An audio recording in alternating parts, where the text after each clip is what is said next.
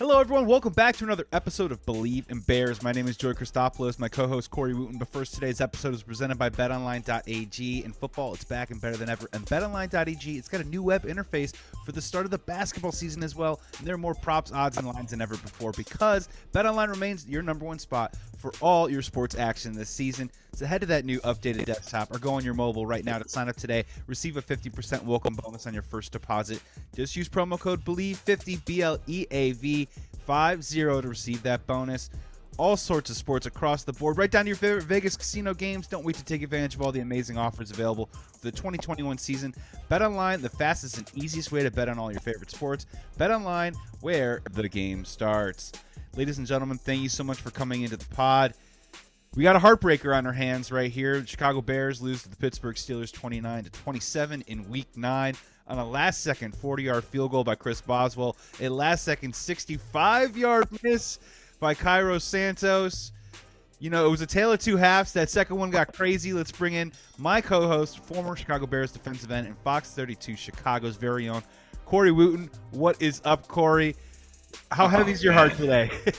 It's really heavy because that was a tough one. I mean, ups and downs of the game, kind of looking like there's no chance, like same old Bears, and then all of a sudden they come back and get to a point, you know, where, you know, they have a big third down, you know, it's 23-20. We get off the field with the sack, we think, and then the big penalty there. I don't know what was going on, but that ref, I'll tell you, he was having a bad day because he was going to flag him, and it looked like he kind of like bumped into him on purpose. Looked like, dude, he was the guy like in the grocery store who's not getting out of the way, and then you hold off for a second, then you try and move around him, and he still kind of like bumps you, and you're like, what's this guy's deal? It's crazy. Exactly. I'm from New Jersey, and there's a lot of Tommy tough guys, we call them, you know, guys that try to get in your way or something. And hey, what are you pushing me, huh? What are you tough guy, huh? Nah. That's what that ref was doing. I'm like, come on. He was pulling the flag and bumped into him before anything even happened. All he did was look at the sideline. He didn't say, like, you know, Degeneration X, like, suck it or, you know, something crazy like that. Literally, he looked at the sideline and walked back. What is the problem, right? If somebody gets a sack, sometimes they stare at people, you know, cross their arms, and that's it, right? He didn't do anything crazy. But that's a huge momentum thing. And obviously, you know, people are going to say that was, you know, the deal breaker in the game. It's a huge play. And well, it's 3 points, right? They went down and they kicked the field goal afterwards. So, I mean, exactly. Yeah. I mean, Chicago, Justin Fields and company, you know, had the touchdown to, you know, Darnell Mooney, and, you know, a different ball game if that doesn't happen.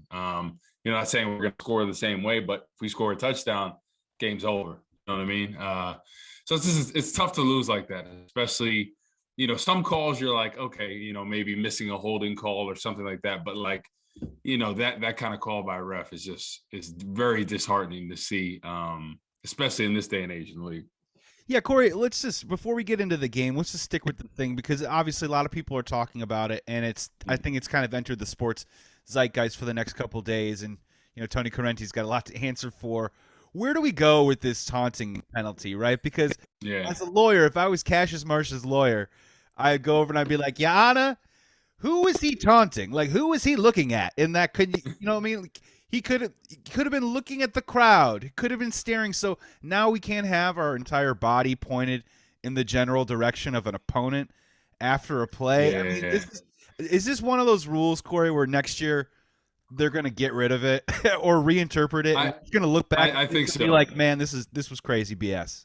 Yeah, I think it was like the emphasis, you know, every year, you know, when we used to play, they'd have like a rules meeting in training camp, right? Where they go over, okay, what's the emphasis rule this year? And I'm sure this year was taunting. Anybody that taunts, you know, we're going to crack down on you, and there's going to be no place for that.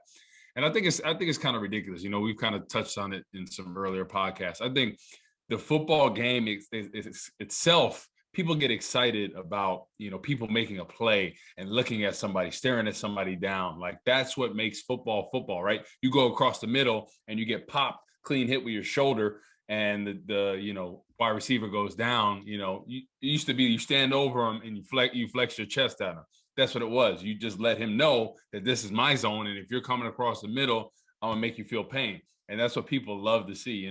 Think about guys like, Ronnie Lott, Brian Dawkins, guys like that come downhill and made a living on, destroying people. That wouldn't be able to happen now. Honestly, with the way the rules are, I agree with the making it safer. But as far as taunting, I think if you're standing over somebody for a long period of time and you're not letting them get up, this, that, and the other, yeah, that should be a flag. But if you hit somebody real quick, you stand over them and, do something like it shouldn't be a flag. And I just, it takes the fun out of it, not only for the players, but the fans. We want to see that, right? Don't you want to see when somebody gets a huge sack to do whatever celebration they want to? Yeah, we were like, me and my buddies were like, look at him snap on that roundhouse. That's what we were talking about, right? And we were entertained and we were laughing by it. And obviously, clearly, his emotion and his passion, he just should have remembered what direction he was pointing his emotion, Corey. Because, exactly. And this is the problem. And look, we can bang on Correnti all we want to, but if this is the rule, we're asking them to interpret expression. Mm-hmm. And there's a lot of details. This is a complicated thing, this thing called life, right? And Cassius Marsh is a former Pittsburgh Steeler who was on their practice squad. He used to be in camp with them.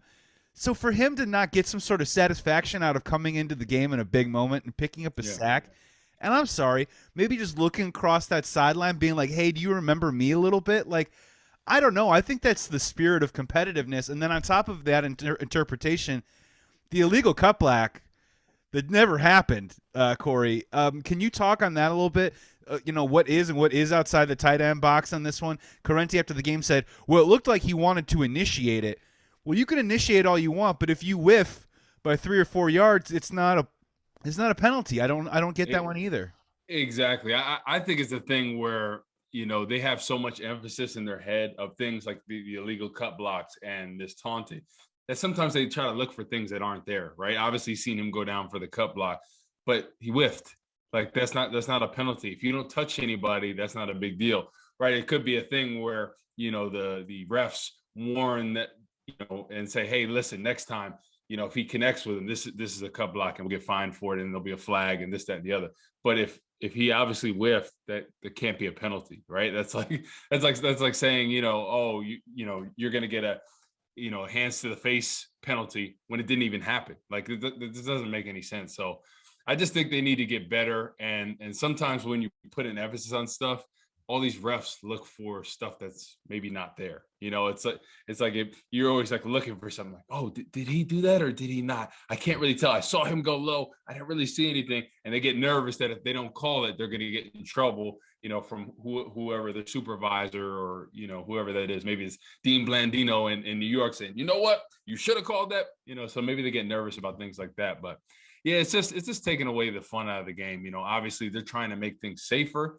I agree with that, but I mean, taunting, come on, who's going to get hurt from that, right? Maybe your pride a little bit, maybe your ego. Yeah. But, I understand the cut block thing, but if you're not touched, how is it a cut block? It doesn't make any sense. So, yeah. And maybe my final question, and then I want to move on to Justin Fields because there's a lot to talk about with Justin Fields. It has me very, very excited. Yeah. But my final one is, what is your impression on, because I'm starting to pick up on this just as a fan and as an observer. Mm-hmm. That's our third unsportsmanlike conduct penalty. We're second in the NFL in personal fouls. We had 12 penalties last night. We're averaging 7.4 a game.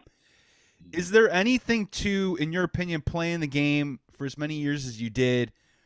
Just for me personally, like I'm going to use an analogy when I used to work at a restaurant. And when a manager comes in, maybe he gets it from on high. He goes, you know what?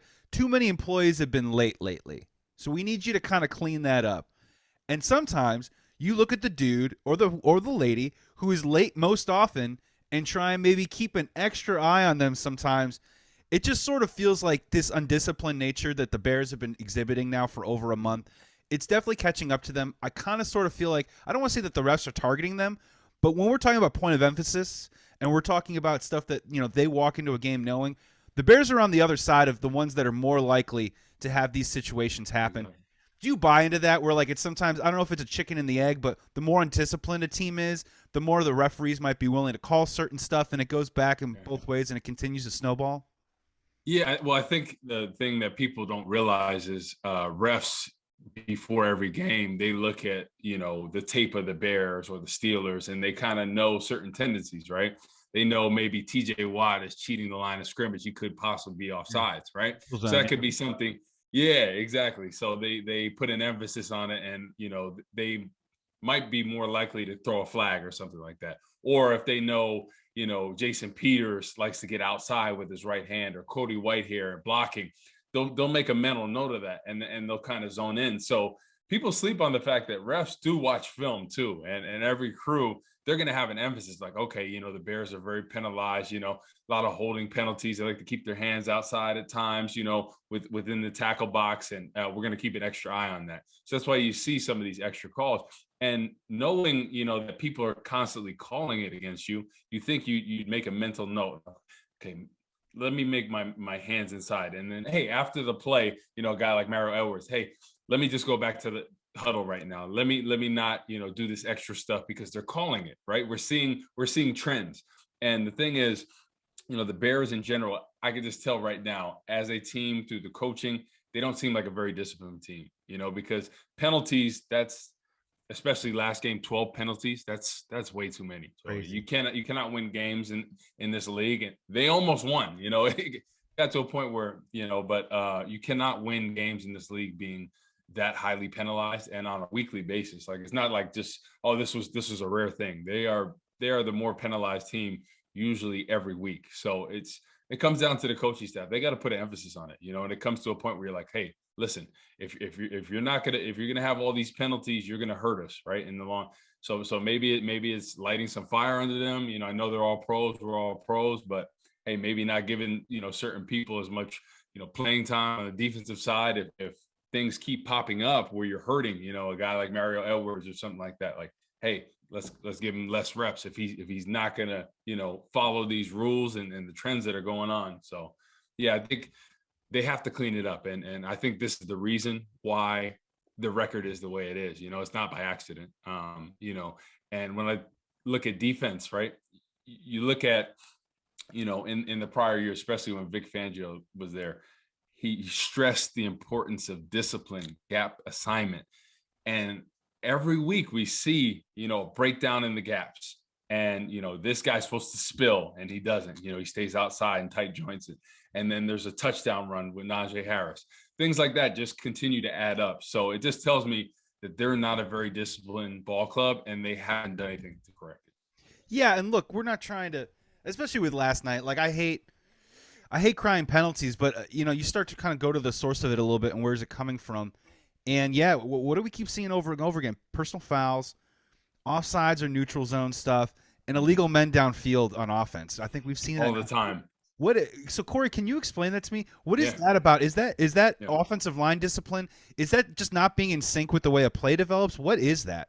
Yeah, I think it's sometimes because they have different options, right? It may be a designed what they think is a run play, and Justin Fields puts his own flair on it. So then these offensive linemen are down the field. Could be a miscommunication. Maybe on the road he's trying to relay the play to them, and he thinks it's this, they think it's this. So it's just kind of miscommunication. And you remember I told you about the crowd noise, how that plays such a huge factor, right? Loud last night, man. So yeah, my host Gabe Ramirez, he was at the game in Pittsburgh at Heinz Field, and he said that place was rocking.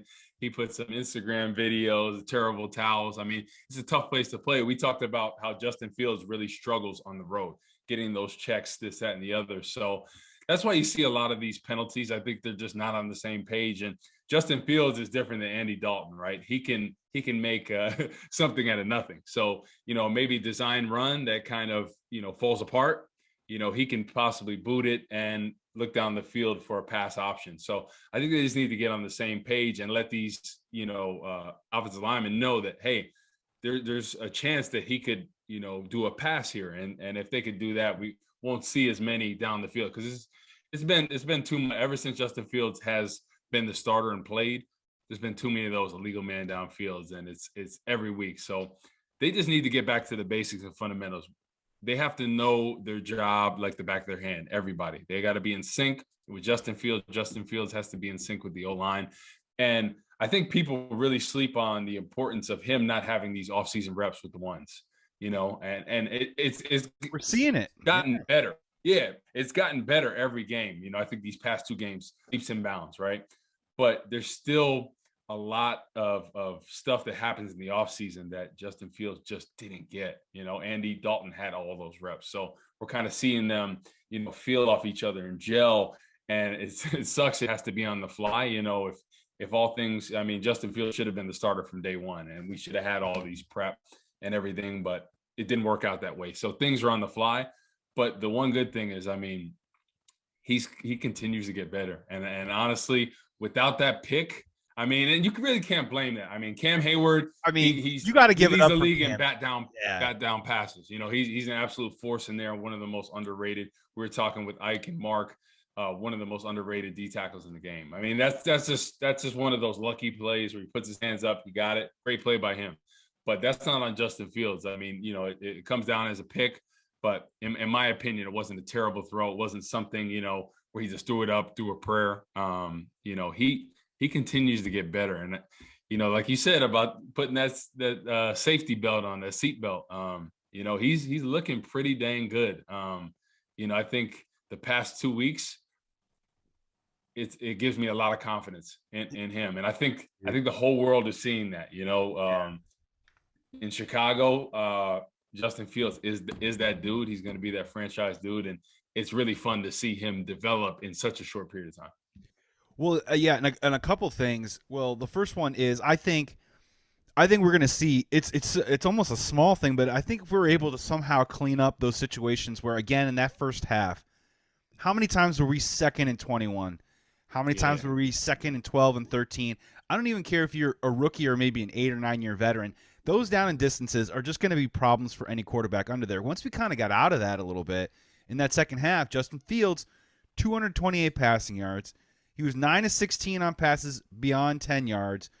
He was averaging I think he was averaging something like 12 air yards per attempt. He had 45 rush yards. And yeah, Corey, man, let's really start to dive into this, right? Because let's just kind of take it back like to week 1.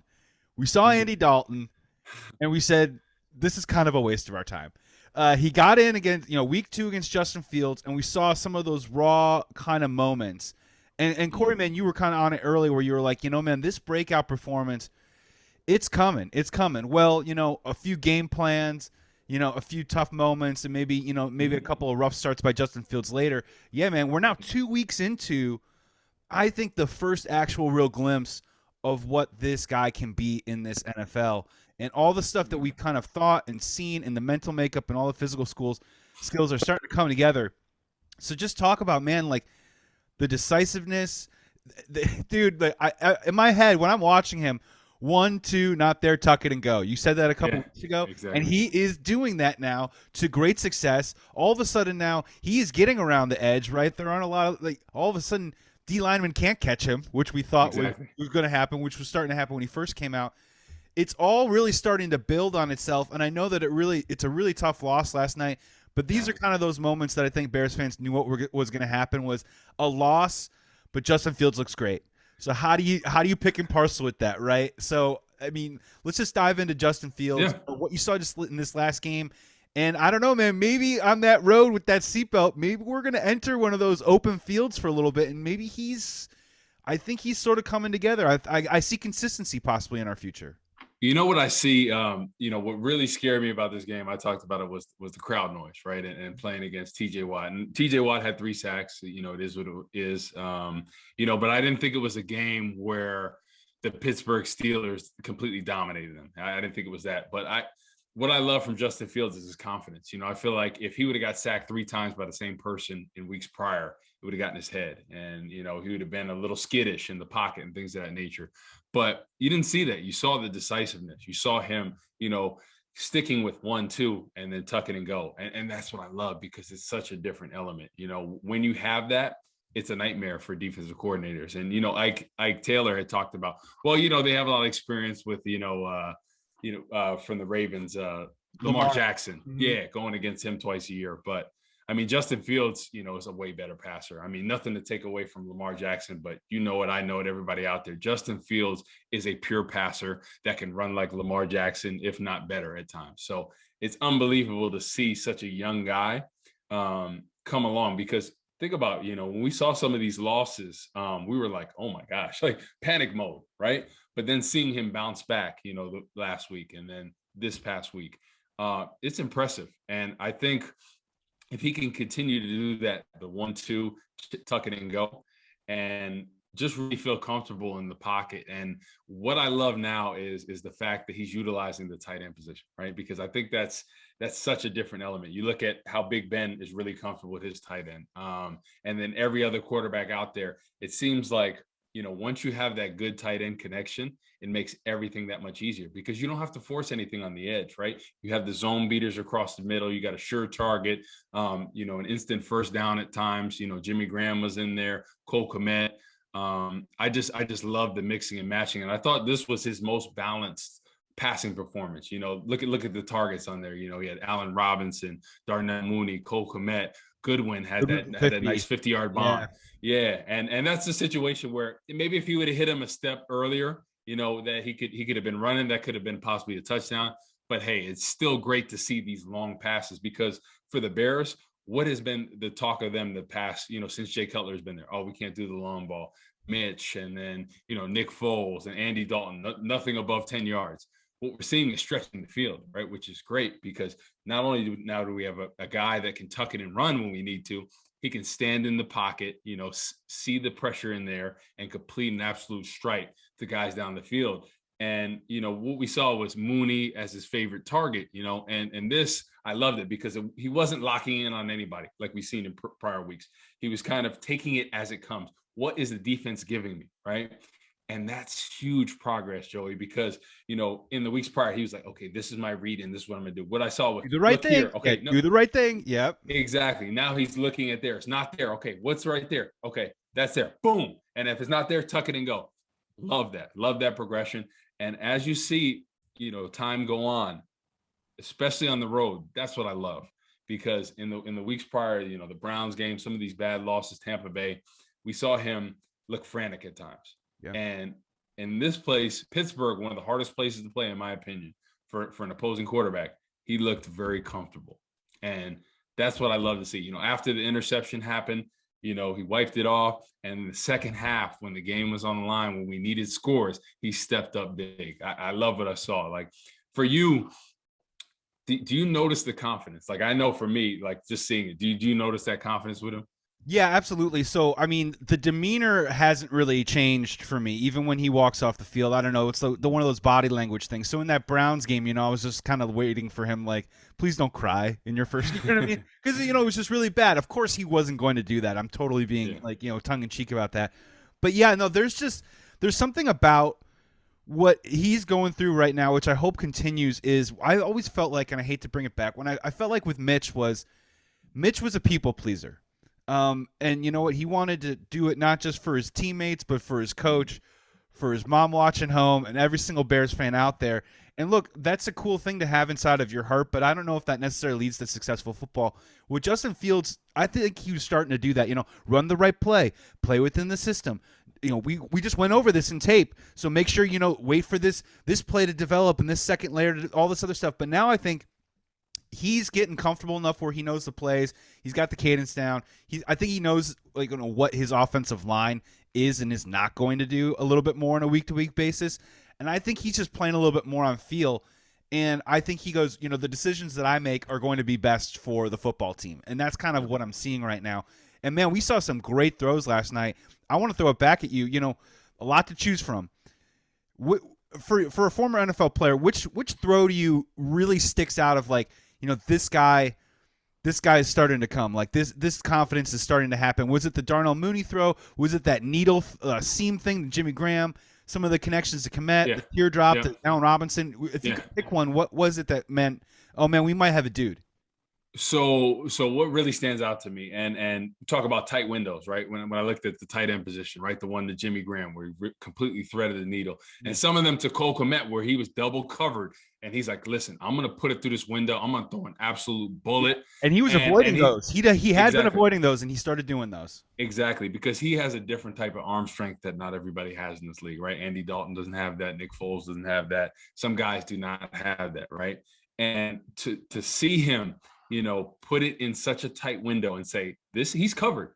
But no, I'm going to make him open and throw it right on the money. And kudos to Cole Kmet. I mean, this was one of his best games, in my opinion. I mean, because we had been waiting, right? Last year, we didn't see much from him.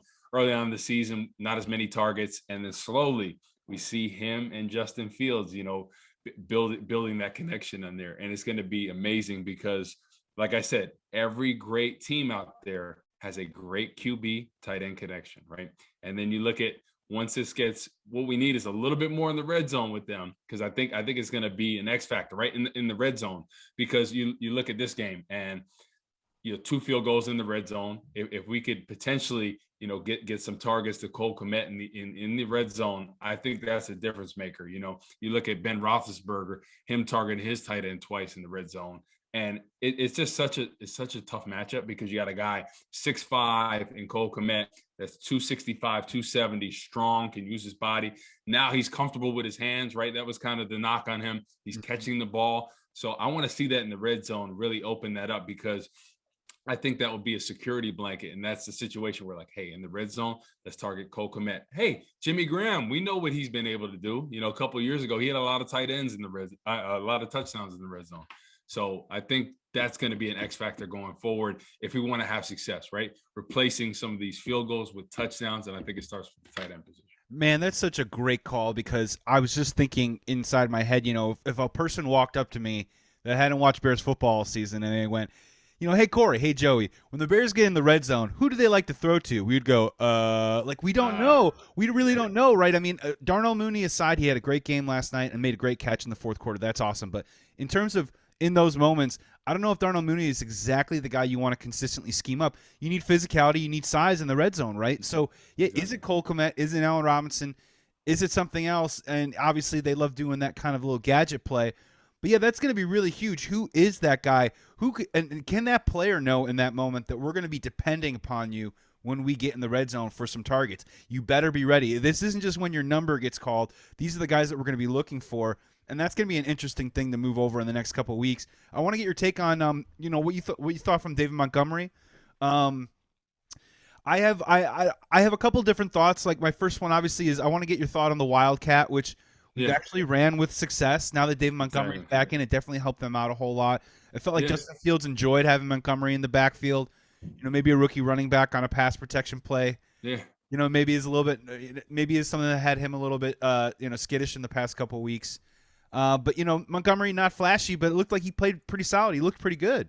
Exactly. He had a great burst. So what I see is, he looks fully recovered from the knee injury. Yes. And, I think Khalil Herbert playing the way he was maybe accelerated this comeback, because Khalil Herbert was playing lights out. I mean, honestly, and, it really accelerates people. They're like, oh, okay, yeah, listen, people are talking good things about Khalil. Let me get back on this field and show them who David Montgomery is. All right. I love it. But you saw some burst in there early on, and just his power. I mean, he has a different level of power. In my opinion, very similar to a guy like Marshawn Lynch, like center of gravity, super strong lower body, upper body, the whole bit. But David Montgomery looks extremely quick. I feel like over the years since he's been here, he looks quicker, in my opinion. And it's great to have him back, because I think he is a factor in there. And I think Justin Fields feels very comfortable handing the ball off. Obviously we want to get him more than 13 carries out there, but averaging almost 5 yards a pop, I mean, that's pretty good. And then you throw in some of those Wildcats where, again, Darnell Mooney's having some long runs, and then it sets up things, and then we're able to get a touchdown. So I think it just provides a different element. As defenses are worried, okay, let's worry about Justin Fields. Okay. And then you have David Montgomery back there. Then you have Darnell Mooney, and they're worried about what they're going to do, with 2 running backs there as well. So it's just a different element that kind of gets in the defense's head, and we're able to get a touchdown of it. So hopefully we can continue to get the running game, because I think this has been one of our lowest running game performances, I think. But, all things aside, I liked, the yards per carry, little more carries out there. But, it was great to have David Montgomery back. And I think going forward, we're going to have to mix and match this run and pass. No, you're right. They only picked up, I think, 136 on the ground, which is still pretty decent by NFL standards. Yeah. But we've been over 150 consistently the last 3 weeks, so it did come back a little bit. But, I do find it interesting. And, we do have to give a little bit of credit to Bill Lazor and the coaching staff because we like to criticize them about game plan all the time. But so far, when they've brought up those Wildcat calls, for the most part, they worked last night, right? That's Khalil Herbert had his best run. I think it was like 8 or 9 yards up the gut. Yep. The Darnell Mooney 15-yarder. And Montgomery has been making really smart decisions with the football when he gets tight to him. So I'll be honest with you, I'm into it. I'm not saying give me more. But again, this Bears offense, we can't forget that this Pittsburgh Steelers, legit defense. San Francisco 49ers, my opinion, also legit defense. Against the Steelers last night, 414 total yards. That's a lot for Chicago Bears territory, right? Justin Fields now 300 plus all-purpose yards his last 2 games. That is not something to wag your finger at. And look, I know we're 3-6, but we're going to go on bye. We come back and we play the Ravens and the Lions. And in my opinion, those are 2 defenses that are very beatable. So I think now this is about, we're going to talk a little bit about wins and losses towards the end of the pod, but after the bye now, they can get their bodies right, come back, hopefully get a little bit healthier, especially on the defensive end, and maybe come back and really start to, dare I say, build something offensively. I mean, the window is kind of open there right now, and I think Justin Fields is getting to the point now where he's comfortable, and we're starting to see that confidence where I think this could happen. Exactly. Yeah, I love what I see, and I look at this season right now at the point, right, where it's kind of like at that point where like most fans – you and me probably included, we're like, hey, I don't know about playoffs this year. We really don't know. Obviously there's a chance and you can never say never, but the way the season is going right now, looks like that might not be a possibility, right? Just with the way they've been playing, the lack of consistency in certain areas. But what I do know is offensively with Justin Fields, we see progress. And not only are Bears fans noticing, but the whole world. Football fans all across, they're seeing like, okay, this is why Chicago drafted him. Looking at different, comments and videos, we're saying, wow, Chicago finally has their QB. And think about it. He hasn't even touched his full potential yet. This is a sample size, Joey. Oh no, okay? yeah, this was not a consistent full 4-quarter effort, right? And he, by the way, real quick, just to I'm gonna throw this out there, PFF just released their grades. Highest graded quarterback in Week 9, Justin Fields. Exactly. And this was an okay performance, right? Like he had times where you're like, oh my goodness. But think of what it could be if he starts that from the beginning, right? A consistent 4-quarter performance. We may be talking 400 something yards, Joey. I mean, he looked impressive out there. Yeah, 17 completions, 291 yards. Typically in the NFL, you get to that 25 to 30 area. Just do the math, people. That's 400 yards. Yeah, exactly. So I think people have to realize this is just a sample size, right? And we haven't even fully unlocked the offensive potential, right? Because right now, what I talked about is dumbing it down, right? Bill Lazor, Matt Nagy, they're kind of like, okay, listen, this is where we struggle, right? Justin Fields was holding the ball too long. He was getting sacked. He wasn't able to feel comfortable in it. Okay, how do we get him comfortable? Okay, he's comfortable running, right? So let's look the first read, second read, tuck it and go, right? And when it's not there, that's a game changer, right? Because every defense is like, oh my gosh, you see how fast this dude is, right? And then, okay, we got to worry about him running. And then what is he going to do? He's going to drop back, step up and throw an absolute bullet in there that we have to defend, right? That it's hard to pick, So I think it's home. I'm just really excited about it because I don't even think he's scratched the surface of his potential. That's saying something. I think people are seeing the progress, but it's not even close. And I think as the season goes on and he becomes more comfortable, watch out. And going forward, he is the Bears' future quarterback, the franchise guy that we like to keep for 12 to 20 years, possibly. Depending on health and this, that, and the other.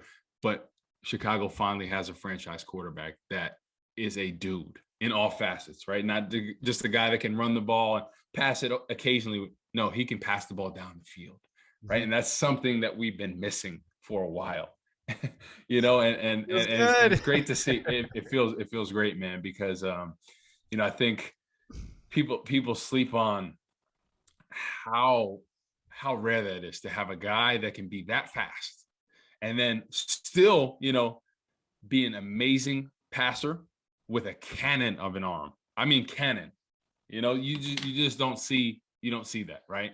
You look at some of the quarterbacks out there, right? Like we said, Lamar Jackson, right? Very good runner, passing sometimes very mediocre, right? He doesn't have these same throws like Justin Fields where you're like, wow, and that's the guy that won an MVP. So think about it. He is Lamar Jackson on steroids, in my opinion. He is unbelievable. He has an arm like Aaron Rodgers, but he can run like Michael Vick. Yeah, and he's twice the size of Kyler Murray. Exactly.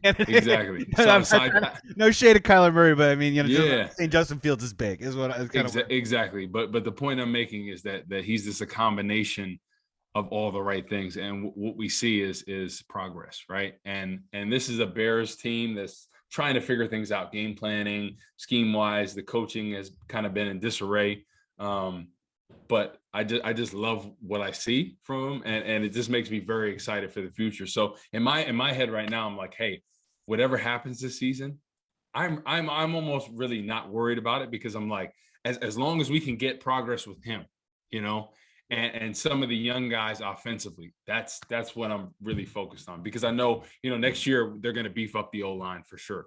Tevin Jenkins is eventually going to be back. They're probably going to get another tackle. We know that, right?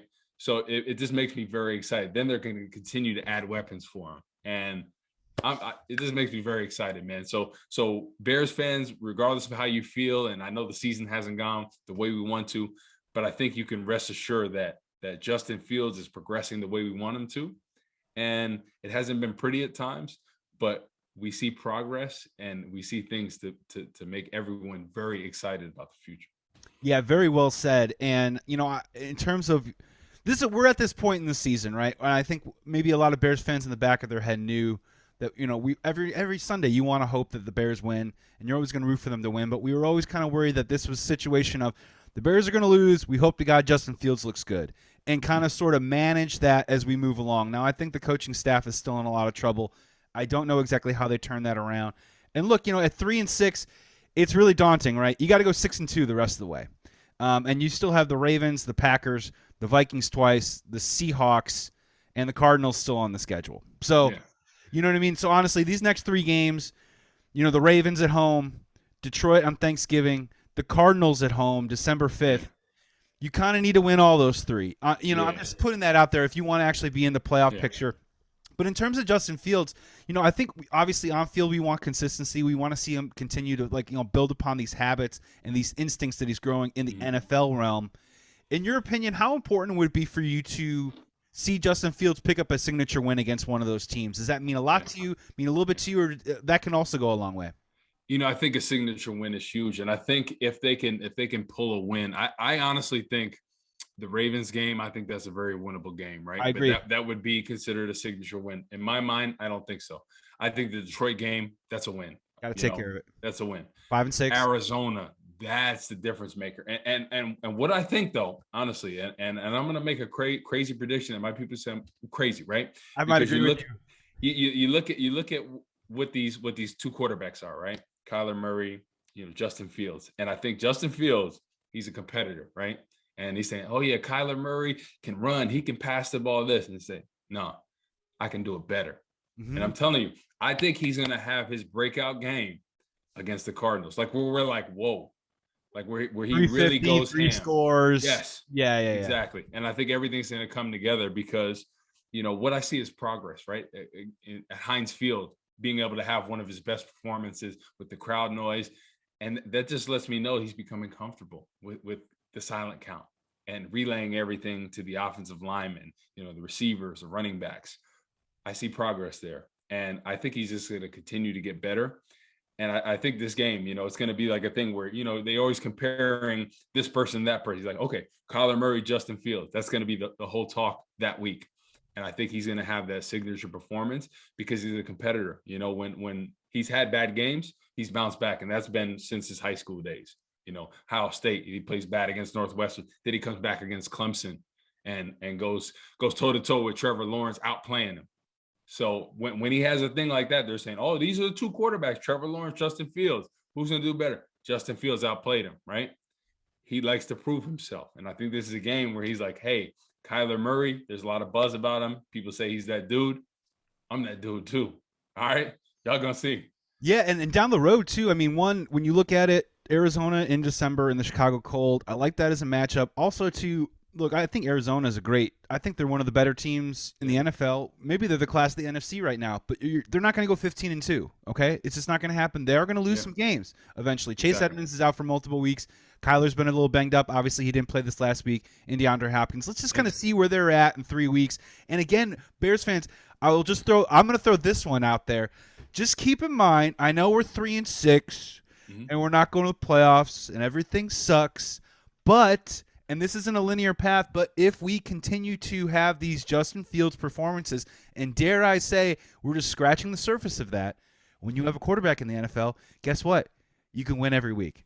We haven't Exactly. had that. We haven't had that. Yeah. So, I as much as I want to bury and get out the shovel and start tossing dirt on this Bears season, I'm not exactly ready to do that just Mhm. yet. They're going to go on by. They're going to get healthier. Got to get Khalil Mack healthy. Got to get Eddie Jackson healthy. You know what I mean? Yeah. Get all those dudes ready to roll, and then we'll kind of see how it sort of shakes out moving forward. We got to transition to the defense just real quick. Yeah. I started talking about it a couple weeks ago about this defense just kind of not, of course, in the here and now, kind of scaring me because the schedule's been Mm. tough, but just in the future, just in general. I want to start here where the Pittsburgh Steelers seem to do a really nice job of using end arounds and jet sweeps and other kinds of things to kind of break, and what Brian Greasy said on the telecast, stress gap discipline last Yeah. night. Can you talk a little bit about that? Was that Yeah. obviously that was a game plan meant to kind of break the Bears? Is that because they've been having problems with gap discipline, or that Yeah. just kind of tried to take away maybe one of their strengths? Yeah, I think that's been the theme that I've talked about all year, the lack of gap discipline, like something that we've seen under Vic Fangio that was very good. And then as the years gone on, Chuck Pagano, Sean Desai, it's gotten worse. Right. And what they try to do with those end arounds, motion here and there, they try to trick you, right? Get you off your job. And remember, I talked about the tight defensive end. Most of the time, he has to spill it, right? But if he gets influenced by the end around, that fake end around, then his eyes are there and they're able to run like the Najee Harris touchdown. That's something that just that influence at the end. He doesn't crash down the way he needs to. He doesn't spill it to the linebacker, right? And then there's a big open gap.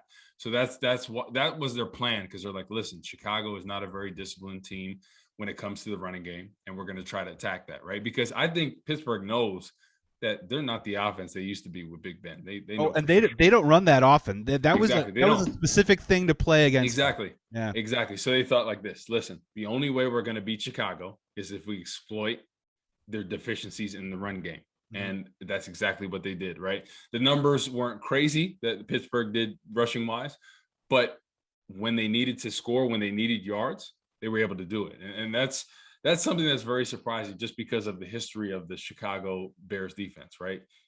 Rush defense has always been there, right? What does it do? It sets up the pass defense, right? With the sacks, with the turnovers, the blitzes, things of that nature. We just don't see that.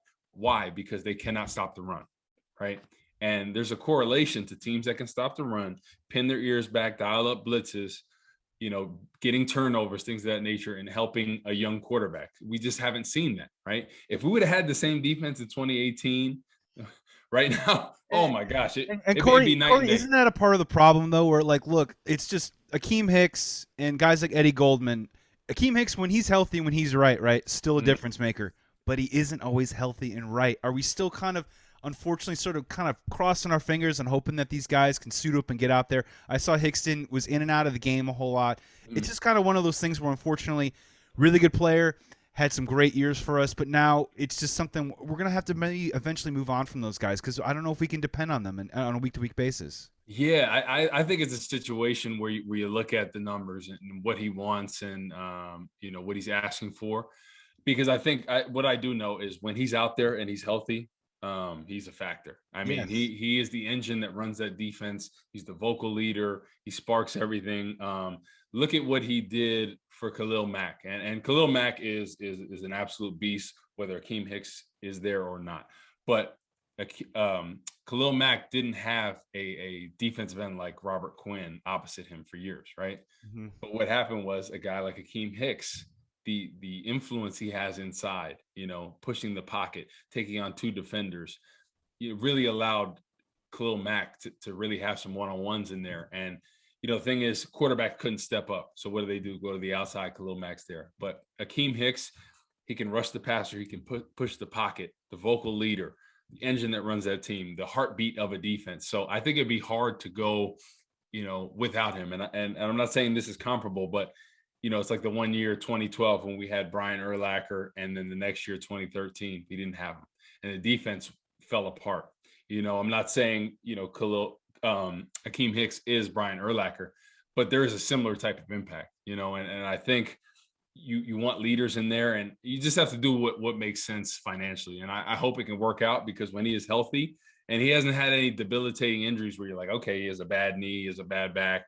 It's kind of been a groin, and that's kind of pop the elbow out that one. Yeah, a freakish popped elbow. Exactly. But it hasn't been anything that causes concern, like a Todd Gurley type of knee, degenerative knee or something like that. So I'm hoping they can work things out, because when he's on the field, it's a different story in there. And especially when he's healthy. I don't think he's been healthy, very much this season, with the exception of the first few games. But I'm hoping they can have him back, because I love what he can do out there. And I think a guy like him and Cam Hayward, they're two of the most underrated D tackles in the game, in my opinion. Yeah, I hear you, man. I hear all that. It's just, he wants, he's making $10 million this year. I don't know if he's going to be able to get a raise in the open market. It'd be great if he came back for a little bit smaller. That I think it's just, my thing is, he can still be elite, but we can't depend upon, if it's a scale of 100 and we want 100% of Akeem Hicks. I just think bringing him back next year and maybe planning on some depth and trying to get 70 out of Akeem Hicks, keep him healthy. Maybe keep the snap count down. You can't predict injuries. It's exactly impossible. But I think we're depending on a guy a little bit too much, whose availability is becoming more and more questionable. It's not a matter of ability or talent for me. It's just every time that he misses a game, we fall apart. So it's just, man, like, we either got to come up with a better backup plan, or just stop leaning so much on Akeem Hicks all the time, because we just don't know whether he's going to be available or not. Yep. I do want to ask you this other one, because this is where the rubber meets the road with me. I'm watching this with my eyes that are limited in terms of NFL analytic experience. You have way more than me. I want to get your opinion on Kindle Vildor. Now, there's one of two things happening, right? One is Jalen Johnson's really good.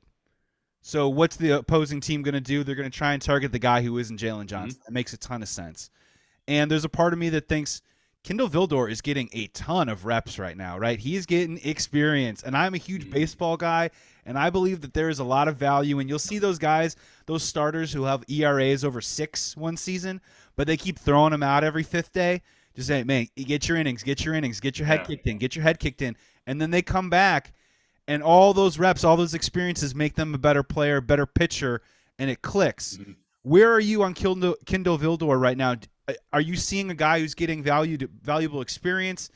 Are you seeing a guy that just is maybe struggling to stand up to the test on a week-to-week basis? What are you seeing from him? Because we see 22 a lot on the end of plays recently in the last couple weeks, for sure. Yeah, I think it's great that he's getting experience. The only thing that worries me is sometimes it doesn't seem like the best experience. And what I mean is, it seems like you said, he's being targeted.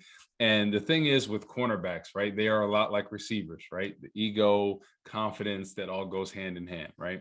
And if you're a guy that's getting torched some, they're targeting you, and you're not doing well, that doesn't bode well for your self-confidence, right? So I would like Sean Desai to maybe give him some more help over the top, right? In his just so they can lock down that, because it just seems week in and week out they're targeting him, they're going at him, and it's going to be a thing where it's going to be, okay, this is the weak spot, let's attack him all day every day. There's the weak spot. Need that field goal, Deontay Johnson on Kindle Vildor. Exactly. So we have to do something there, and it is what it is this season, and he's playing a lot. But I think, going forward, we got to look at some other options, possibly next season, and see what we can do. I think it's just a tough situation, everything with the defense, because I thought that the pass rush would be more efficient than it is, right? The numbers say a certain thing, but actual game during the game doesn't say that, right? In critical situations where, we need to get a sack, pressure, get the ball out quick, doesn't happen, right? We're not generating that pressure. Robert Quinn has had a great season sack wise, but third and medium to longs, we're not getting off the field. Quarterbacks are holding the ball too long. So I think if we're able to generate more pressure, and that starts with Desai, he needs to look in the mirror and say, listen, we're not generating enough pressure when we need to. Our sack numbers look good on paper, but when it's critical situation, we need to get off the field. We need to dial it up. And I think that's the key to helping a guy like Kindle Vildor is to generate more pressure, right? Because everything is that much easier. And we talked to Ike Taylor about it. Isn't it so much easier when you have a front four, front seven that's generating pressure? It makes your job that much. 100%. Some of the best teams that he was on when they won Super Bowls and, are making runs every year, they dialed up that blitz and really put pressure on opposing quarterbacks, right? It makes the ball come out quick. They get nervous. They throw the ball. I look at Matthew Stafford this past, he threw 2 picks in the game, to the Titans. I mean, because of pressure in his face. Yeah. Pressure cripples people. And I think that's what we need more of. And I think it would make the back end's job that much easier if we can get more pressure. Yeah, and to be fair, obviously the Bears had to make a decision on cutting Kyle Fuller and his $13 million because they mismanaged their cap, and then they signed Desmond Trufant, who didn't make it through training camp, and they signed Trey Roberson, what was it, a year or two ago, who immediately got hurt, and he didn't make it on the field. So it's not like Kindle Vildor is some sort of being the anointed other cornerback. He's kind of in that position where he has to pick up reps, and yeah, I'm just trying to figure it out. Where I don't want to be the guy that says he sucks. I just know that he looks like he's on an island sometimes, right? Like, and I know that opponents are like, hey, Jalen Johnson is a dude. Like, he's physical. He gets his hands in everything. I thought that pass interference was kind of another BS call. Yeah, that was ridiculous. They're you don't turn your head around. Like, what are we doing? And I just feel like they're picking on Kindle Vildor over and over again. And I'm just hoping that maybe these reps and experience give him something else to build on. But maybe to your point, again, the defensive unit needs to make his job a little bit easier, and that's how he can have success, and that's how the Bears can have success, because the defense is obviously still going in the wrong direction, injuries at the wrong places, and we've spent so much time talking about the offense, but really it's this defense moving forward that I'm looking at in the next season or two that really kind of has me going, man, we might have some work to do. You know what I mean? I think for sure. I think there's definitely some work. I think it's more about depth, in my opinion. I think what the key is, and just from playing in this league and seeing the teams that do really well and get consistent pressure, they have a great depth, right? And what I talked about, I always bring up Rod Marinelli because I think he was very good about keeping guys fresh, right? Having different pass rushers that you can bring in, different defensive ends, tackles, noses, to keep guys fresh, right? Because when the game's on the line, when you need that pressure, when sometimes we see other quarterbacks holding the ball right now, it's because guys aren't fresh. And you cannot give 100% on your rush if you are not fresh, right? So I think there should be a thing where, hey, 5 plays, 6 plays, then you get out. Right? Stay fresh, because it's going to be better for the team. You're going to be better. You're going to be able to give more effort, more consistent pass rush. But I just don't think they have the depth right now, or they don't feel comfortable with it, in my opinion. So I think this offseason, we really need to work on the depth at all positions. Maybe have a defensive end that can play the run, really well and pass rush at times, but maybe he's a little bit better inside as a pass rusher. Some flexibility, kind of like the Pittsburgh Steelers have done for years with the Patriots. They have guys, like I think of a guy like Aaron Smith that played for the Pittsburgh Steelers. He had so much versatility. At times, he'd be able to play defensive end, then 3 technique, then nose tackle. And I think that type of element and being able to do different things, it's a nightmare matchup, because he's a guy that's 6'4", 6'5", that's quick, strong, and he's going against a shorter guy in a guard where he has more length on him. So, having guys like that can play multiple positions and then could give you some flexibility. Hey, he can rush from the outside, he can rush inside, he can rush at nose. So going forward in the offseason, I look for them to have guys like that. Yeah, that's really insightful, because for every elite Bears defense I can think of, there's a Mark Anderson coming off the bench for 9 or 10 sacks. There's a Christian Jones filling in for 12 tackles. There's a Bryce Callahan making plays. And these aren't the household names of the elite defenses that we've known in the past, but those are the guys that come up and really make it happen. And yeah, in terms of the Steelers, I mean, just look what they did. They had Bud Dupree a year and a half ago, and all of a sudden Highsmith, as the depth, comes in, makes a couple plays because Bud Dupree's in and out of the lineup, and all of a sudden they say, "Don't worry, we don't need you. Bring in Melvin Ingram." Highsmith, their depth continues to make the decisions on their roster easy for them based on those backup plays. And I got a question for you, Joey. So, in your opinion, how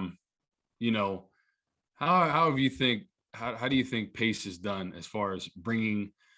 He's done a pretty decent job, in my opinion, bringing talent, the starters, etc. Don't you think? Really knowing a team, it's more about the supporting cast, right? In all facets of whether it's basketball, football. Don't you think the supporting cast, is maybe not as important, but it's more important than people think? How do you think he's done at bringing a supporting cast?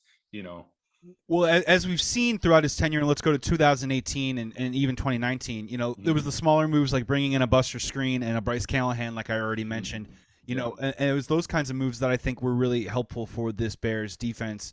Now, like in general, there's two things about it. I think in general, Ryan Pace has done a pretty decent job with drafting anyone who isn't a tight end. Anyone not named Adam Shaheen, and we'll see what's going on with Cole Kmet. But there's two things that have been going against him. One, obviously, he keeps burning first-round capital. He keeps moving up in drafts and burning later capital, which is silly to me. I don't understand why he had to trade up for Anthony Miller when the one thing that you can tell Ryan Pace is that from rounds 4, 5, and 6, it's when you do your best work, man. So don't burn that capital just to move up for someone in the second or third round. I never understood that concept. And then the other one, man, is it's hard to wrap my head around, but right after that 2018 season, he handed way too much money out to the defense. I don't know. He handed money out to Eddie Goldman. He signed up Kyle Fuller.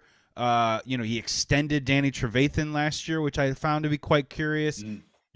Adrian Amos was a poison pill, right? I mean, as much as we would have wanted to keep him around, that was a poison pill by the Packers. Obviously, they did a restricted offer on him, paid him his money, and signed him. The Bears decided not to match. And to Amos's credit, he's been pretty great in Green Bay.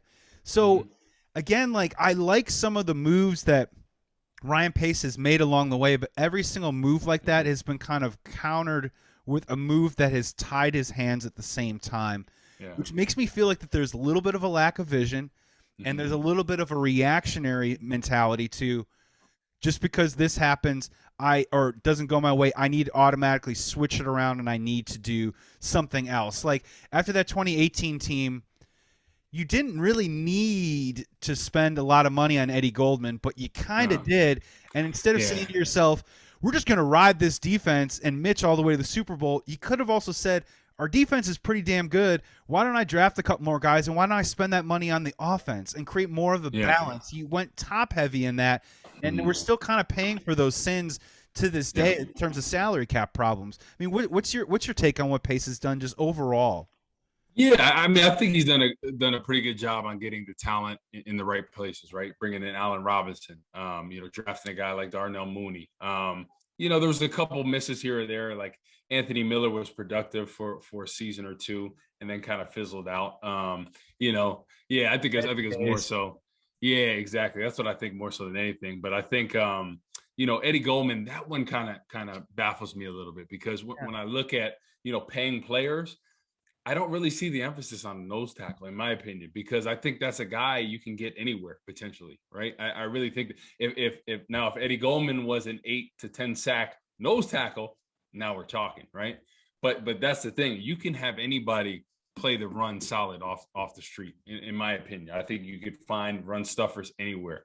It's the guys that pass rush and can get sacks and get consistent pressure that generate that type of money. And I just didn't see that, in my opinion. I thought they could have got a maybe more talented pass rusher or, bring in a couple situational pass rushers, guys that are, kind of like a Robert Quinn, what they were thinking, towards the tail end of his career, maybe, not the same as he was before, but he can pass rush, bringing guys like that. I would just like more of that because I think that's what wins games. And that's how you make runs in the playoffs. That's how you win Super Bowls. And I always look back to that Giants team and you look at the depth they had at pass rush. They had Osi Minora, Justin Tuck. Who do they have? Kiwanuka, Matthias Kiwanuka. Yeah, I mean, they had so many different weapons on there. Barry Cofield, who I played in college with, they just had so many different weapons in there that you can mix and match at any point in time. You know, Justin Tuck slid inside. You remember I talked about the flexibility. He can rush off the edge, then he can rush inside. You know, had 2 sacks in the Super Bowl. So guys like that can be a nightmare matchup. You know, for that can do multiple things, and I think that's always what allows teams to make good runs whenever you have a great pass rush. It's not only with, the front four that you have in there, it's the backups as well. And when you look at it, and we'll see what happens to Ryan Pace at the end of this year, Mhm. but it really makes you scratch your head when you say, I think we know it's going to happen. I think, yeah, I know. I think we know. I think we know what's going to happen, and honestly, I'm kind of excited for a fresh start because if you look back on it, we haven't paid a quarterback, I think, more than $20 million in about 6 or 7 years. Yep. We haven't paid top dollar to a running back in 6 or 7 years. So how in the hell is our salary cap this messed up? And it comes down to, I think you probably know better than me, but kicking signing bonus money down the road, right? Yep. Rolling it over onto your books next year when you're really not going for it, but you're just trying to sort of save face and just kind of like be competitive in a weird way. And it's just for every time, for every mistake, the reaction to it almost made a double bad mistake when Exactly. I think some of his draft picks have been good. I just think the vision has been lacking like this whole time. And still to this day, we don't really know who this Bears team is, right? We don't. Exactly. Matt Nagy is this offensive vertical passing guru. And Corey, at the beginning of the season, you're like, hey, man, we got to run the ball. They don't figure that out until week 3 or week 4, man. So the lack of vision has been the biggest problem, and I think that's why they need a refreshing change at the coaching and at the general manager position for someone to try and implement that and sort of walk down a straight path. Because, again, you have 5 years with Justin Fields at pretty damn good money. There is a lot of room, and I think they have $50 million coming off the books next year and maybe more. We'll see what happens. This is the time. Now's the time, and I don't know if you should allow the same people to be making those decisions again. Yeah, no, I couldn't agree with you more. I think time is up. I think they realized that. The thing is, like, what kind of makes me, I guess, a little mad about is the fact that everybody praised Matt Nagy as being this offensive guru because of the false pretense of him being the offensive coordinator when it was Andy Reid's show. That's what kind of bothers me a little bit. And I understand that everyone's like, oh, okay, he's the coordinator, so he must call the plays. But, doing everything, you would think like he doesn't have that experience doing that, right? And I think it should have been from the jump. Listen, you're the head coach. Maybe bring in a guy that you feel more comfortable, because I think the guys bought into everything Matt Nagy was about, from the beginning, right? Mm-hmm. And you saw how they played for him. They wanted to run through a wall. But the thing is, once everything got disbanded with Vic Fangio, I think we figured out quick that, listen, we need a better offense, right? Mm-hmm. And it just wasn't happening, and Matt Nagy didn't take accountability for it. And I think that's a little bit on Ryan Pace too, for not sending a message like, listen, I'm the GM of this team. You want to be the head coach. We need a different coordinator, right? And that should have been after that second season, right? The first season was cool because you were winning in this, but the 2019 season was a disaster. We want to talk about last year being a problem. 19 was a total, utter Exactly. And halfway through that season, it should have been known. He should have had a meeting with him and said, listen, if you want to be the head coach of this team, you have to change the coordinator. You have to give up the play calling. And that's it, and that should have been the message. And it seems, if Ryan Pace didn't want to ruffle any feathers, or he felt, I know he didn't feel comfortable with the way the offense was performing, but, I think it should have been known that, listen, this is not how we're going to run things. And, at the end of the day, the GM is responsible for keeping everything in order. And that should have been known, after that 2019, halfway through the 2019 season. That's not going to fly. And Corey, maybe this is a conversation for another pod, because maybe it's a longer conversation, but isn't this all part of that NFL bureaucracy, the politics that us fans don't get to see, that you probably lived, of the whole thing of Matt Nagy's letter of recommendation came from Andy Reid. And then you begin to slowly find out that this offensive guru runs one system, and it is that system, and that system works. So we're going to keep doing it until we bang our head through the wall. There's no adjustment. There's no innovation. There's no tweaking. It is all based on the same route concepts and schemes and mentalities. And then on top of that, it's all this other thing about how, they've been through a lot of offensive line coaches over the last couple of years. And I've talked to some guys too that talk about, when Harry Heastand showed up, he liked only having his guys be on offensive line. And that's why we're like, well, what happened when Alex Bars and Sam Mustipher got on the field late last year? Everyone said, well, where were those guys the whole time? Well, it's because he wasn't Heastand's guys, and he, you know what I mean, and all this other stuff that kind of goes into what coaches like and who their boys are and who's not in the circle and who's not in the club and all this other stuff. And Matt Nagy's been able to parlay it into a 4-year career as a head coach. And I'll be honest, I don't think he's going to be a head coach anywhere else or a coordinator.